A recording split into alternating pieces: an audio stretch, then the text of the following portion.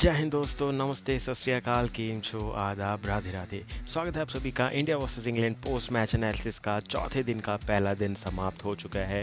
Team India काफ़ी strong नज़र आ रही है, 264 बन चुके हैं for the loss of 4 wickets. But पूरे दिन के खेल में बहुत कुछ ऐसा घटा जो नहीं घटना चाहिए था, बहुत कुछ ऐसा घटा जो याद रहने वाला है। तो चलिए सब कुछ डिटेल में डिस्कस करेंगे और ये हाईलाइट्स को सब कुछ एक एक करके कवर करते हुए नजर आएंगे।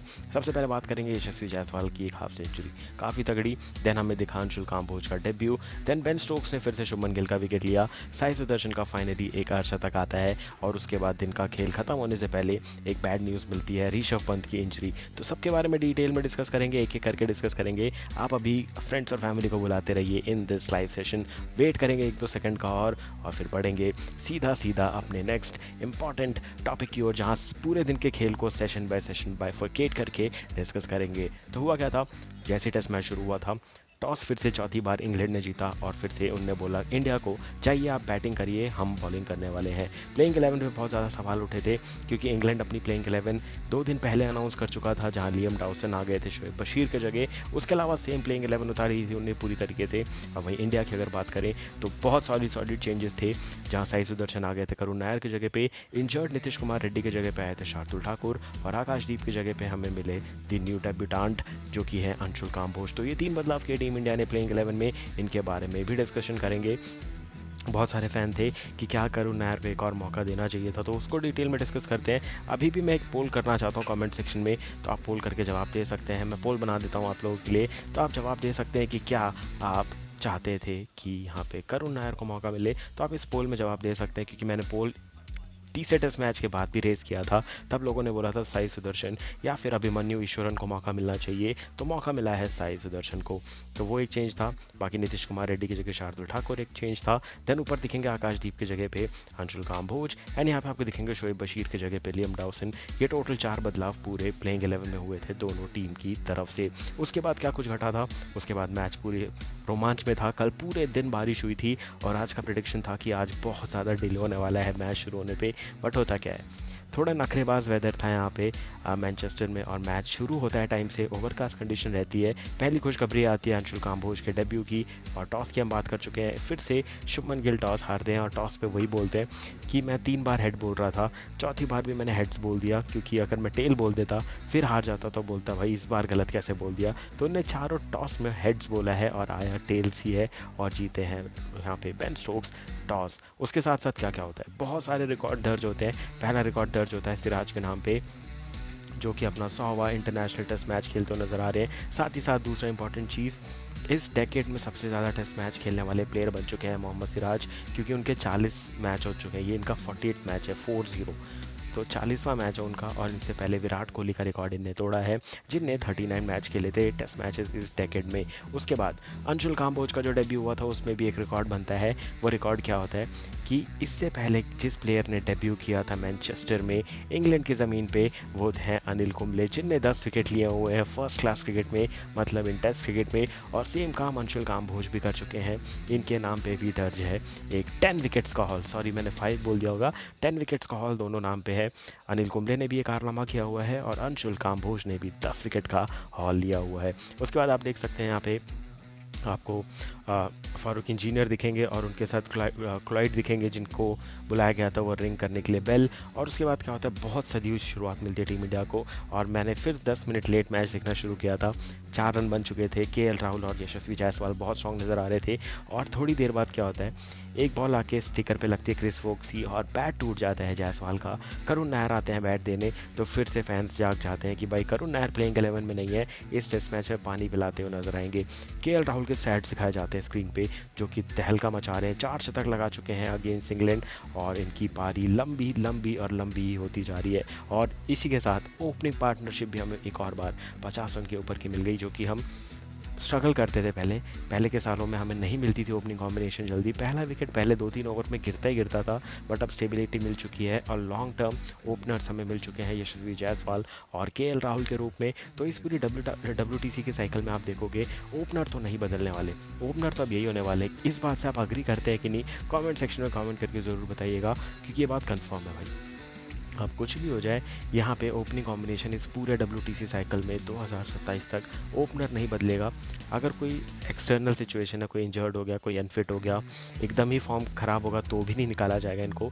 इंजरी कंसर्न की वजह से ही दोनों में से कोई भी रिप्लेस होगा। दोनों अपनी जगह बना चुके हैं, चाहे वो जायसवाल हो या हो KL राहुल। KL राहुल यहाँ पे एक और कीर्तिमान हासिल करते हैं, 1000 रन बनाने वाले प्लेयर बनते हैं अगेंस्ट इंग्लैंड। और यहाँ पे एक और स्टैट आता है, तो भाई दिन पे दिन स्टैट्स इकट्ठा कर रही है टीम इंडिया। पहला सेशन ख़त्म होता है 78 पे विदाउट एनी विकेट। 26 ओवर का मैच होता है, टीम इंडिया 78 रन बनाती है, 3 के रन रेट से बैटिंग होती है। हम सब खुश थे कि पहला सेशन टीम इंडिया ने जीत लिया है। और पहला सेशन सबसे डिफिकल्ट सेशन होता है, क्योंकि overcast condition, new ball, fresh bowlers और फील्ड प्लेसमेंट देख करके 3 स्लिप 3 या 4 स्लिप, एक गली लगी होती है, आपके पास शॉर्ट लेग पे एक प्लेयर खड़ा होता है, तो अटैकिंग बॉलिंग हो रही होती है। बट पहला सेशन टीम इंडिया ने बहुत अच्छे से निपटा दिया, 3 के गति से भी रन बने।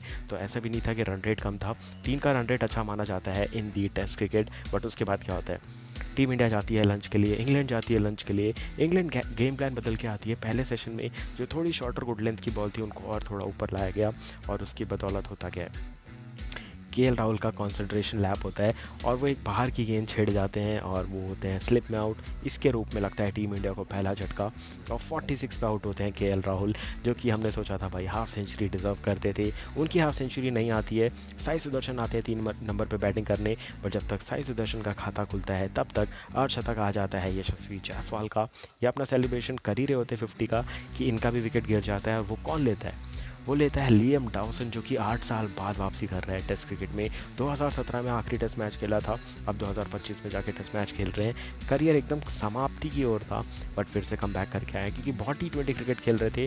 फर्स्ट क्लास में विकेट ज़रूर लेकर के आ रहे थे, बट मौका नहीं मिल रहा था। अभी स्पिनर्स का सूखा पड़ा हुआ है इंग्लैंड में, तो अब इनको मिल गया मौका, और इनने जायसवाल जैसे सेटल्ड प्लेयर को, और जो बड़ी पारी खेलना देख रहे थे, उनका विकेट लेकर के चले गए। तो ये बहुत बड़ा विकेट था जो लियम डाउसन को मिला, और उनके करियर के हिसाब से भी ये विकेट बहुत ज़रूरी था। उसके बाद क्या होता है, उसके बाद आते हैं शुभमन गिल बैटिंग करने के लिए। बेन स्टोक्स अपने आप को लेकर के आते हैं बॉलिंग के अटैक में, और दोनों तरफ से चेंज हो जाते हैं, दोनों तरफ से पेसर्स आ जाते हैं। वो चाहते हैं कि क्रिस वोक्स के साथ बेन स्टोक्स बॉलिंग करे, वो देखने को पूरी प्लान की हुई थी। शुभमन गिल 12 रन पे आउट हो जाते हैं, और वो अगर विकेट आप देखो ना, 3 बार हो गया अभी, ये तीसरी पारी है जहाँ पे शुभमन गिल का विकेट मुझे सही नहीं लगा भाई, जिस तरीके से आउट हुए। पहली अगर मैं बात करूँ तीसरे टेस्ट के मैच की पहली पारी में, क्लोज विकेट कीपिंग हो रही थी, छोटा पैर निकाला, लेट हो गया बॉल पे, एज लगा, और जेमी स्मिथ ने कैच ले लिया, तो वो भी बहुत सॉफ्ट डिसमिसल था। उसके बाद उसी टेस्ट मैच की दूसरी पारी में भी लंबा पैर निकालने गए थे, और पैर इतना लंबा निकाल दिया कि बैट नहीं आ पाया, अक्रॉस खेलने चले गए, वहाँ LBW हो गया ब्रेंडन कार्स के लिए। वो दोनों विकेट काफ़ी ज़्यादा सॉफ्ट डिसमिसल था, और उससे बड़ा सॉफ्ट डिसमिसल था ये तीसरा विकेट, जहाँ शुभमन गिल ने शॉट ही ऑफर नहीं किया भाई।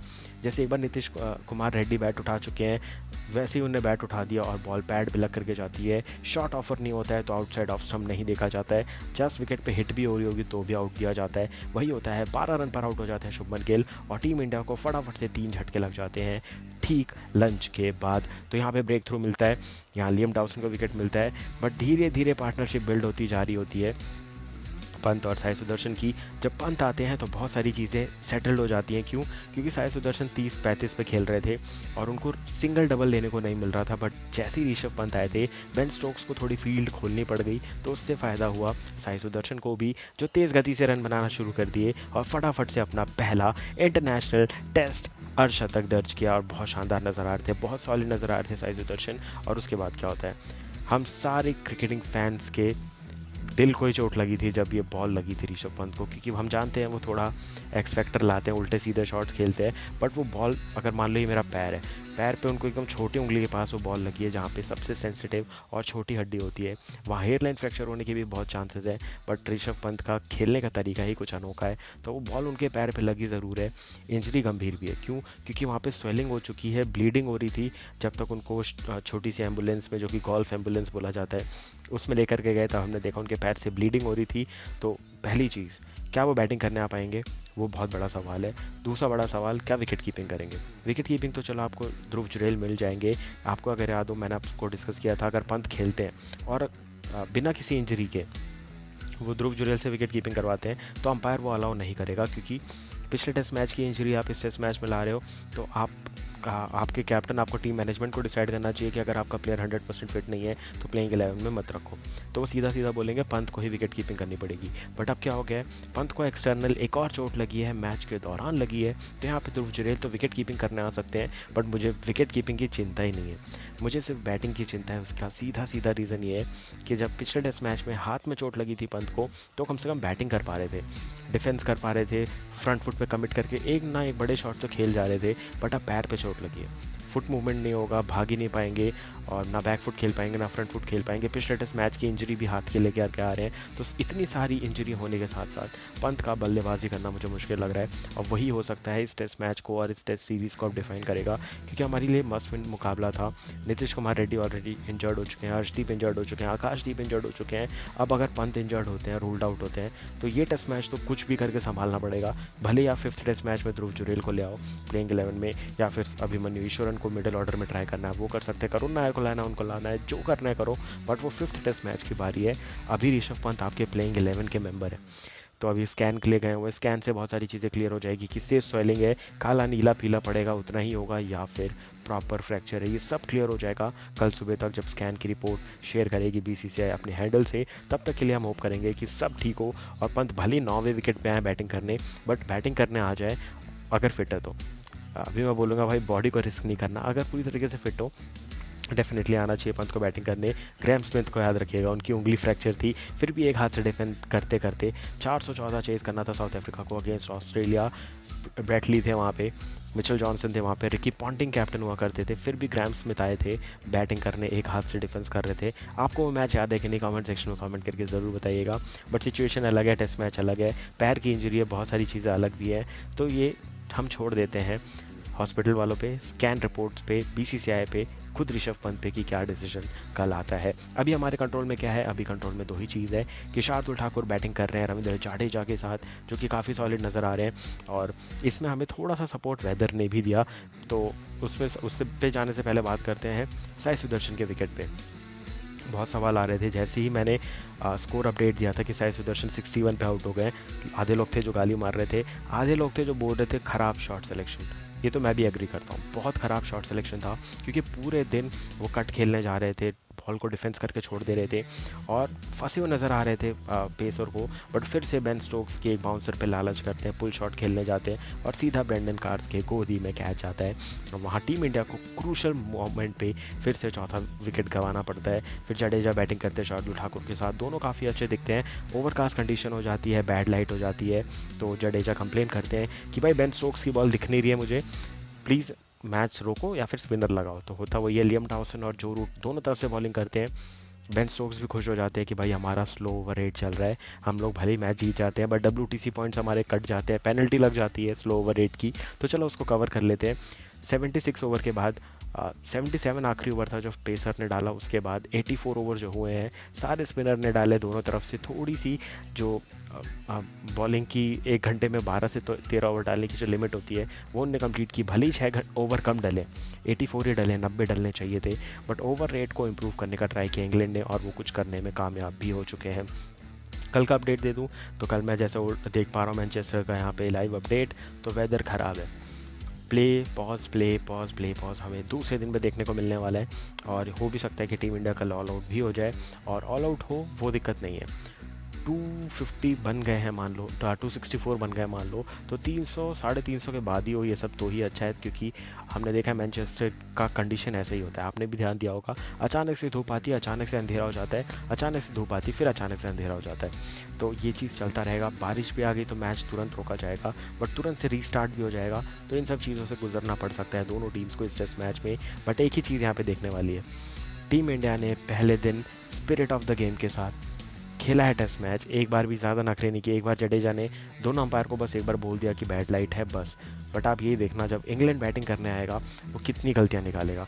पेसर लगा दिया, हमें ये नहीं दिख रहा है, यहाँ पे सामने से मूवमेंट हो रहा है, साइड स्क्रीन की तरफ मूवमेंट हो रहा है, हमें जडेजा तक की बॉल नहीं दिख रही है, बहुत सारे नखरे करेंगे, साइड हट जाया करेंगे, ये सब कुछ आपको देखने को मिलने वाला है जब इंग्लैंड बैकफुट पे जाएगा टेस्ट मैच में, या फिर जब पहली पारी में बैटिंग करने आएगा। इंडिया का गेम प्लान सीधा होना चाहिए, कुछ नहीं तो 350 रन बनाने ही बनाने इस टेस्ट मैच में, क्योंकि जब ओवरकास्ट कंडीशन के साथ मैच होता है ये मैं बात करूँ इंग्लैंड की, तो नॉर्दर्न साइड में है ये मैनचेस्टर, तो वहाँ पे बारिश का मौसम है, थोड़ी ज़्यादा ठंड भी है, तो वहाँ पे सीम और स्विंग भी होगा, और साथ ही साथ घास बिल्कुल नहीं दिया तो स्पिन भी होने वाला है। तो टीम इंडिया अगर 350 रन बना देती है तो वाशिंगटन सुंदर, जडेजा भी काम आएंगे, प्लस आपके पास एक जो पेसर, प्रॉपर पेसर की कमी है जो कि शार्दुल ठाकुर कंप्लीट करने वाले हैं, तो आपको थोड़ी और राहत मिलेगी, क्योंकि आपको सिराज, बुमराह और अंशुल काम्बोज, ये 3 तो पेसर मिलेंगे। चौथे पेसर आप करेंगे शार्दुल ठाकुर, फिर 2 स्पिनर रहेंगे आपके जडेजा और वाशिंगटन सुंदर। तो पूरा फोकस होगा 350 रन बनाने का, और उसके बाद फटाफट से अपने बॉलिंग चेंजेस पे ध्यान देने का, फील्डिंग